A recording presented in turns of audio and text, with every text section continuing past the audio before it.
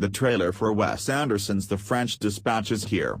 Nearly 25 years into his filmmaking career, Anderson has developed a style and sensibility that's extremely distinct, too much so, his detractors would argue, yet difficult to truly emulate.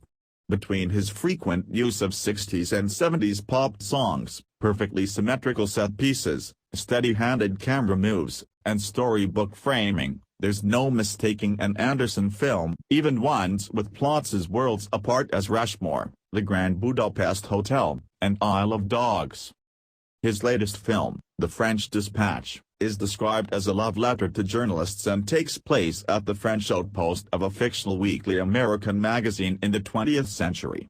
Scheduled to open in July, the movie stars several of Anderson's more frequent collaborators, including Tilda Swinton, Owen Wilson, Adrian Brody, Frances McDormand, and, of course, Bill Murray. That's just the tip of the iceberg in this case, as evidenced by the sheer number of cast members listed in the French Dispatch's poster and trailer, the latter of which has only just arrived. Searchlight Pictures dropped the French Dispatch trailer online this morning, ahead of its premiere in theaters this weekend. You can check it out in the space below. The French Dispatch and its characters were heavily inspired by Anderson's love of The New Yorker, as the publication revealed in an article this week.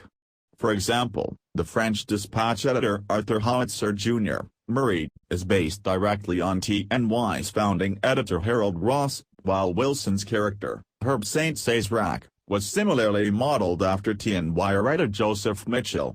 Other characters are an amalgamation of real-life people, with writes journalist Roebuck Wright, a writer from the U.S. South who writes about food, being partly based on James Baldwin. Even the stories published by the French Dispatch, which are presented as black-and-white segments in the movie, are inspired by TNY articles like Mavis Scolat's 1968 piece The Events in May, A Paris Notebook. Judging by its trailer, the French Dispatch won't be hurting for Anderson's trademark deadpan wit, nor any of the other elements strongly associated with his work. It looks pretty charming all the same, assuming you enjoy Anderson's work, and it's surely not an accident the filmmaker has decided to make a movie celebrating the importance of journalism at a time when members of the press seem to find themselves being verbally attacked by the Trump administration on a nearly weekly basis.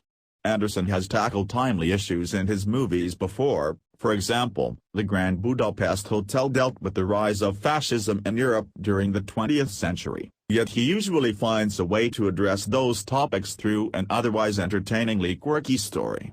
By the look of things, he may succeed in doing just that with the French Dispatch too.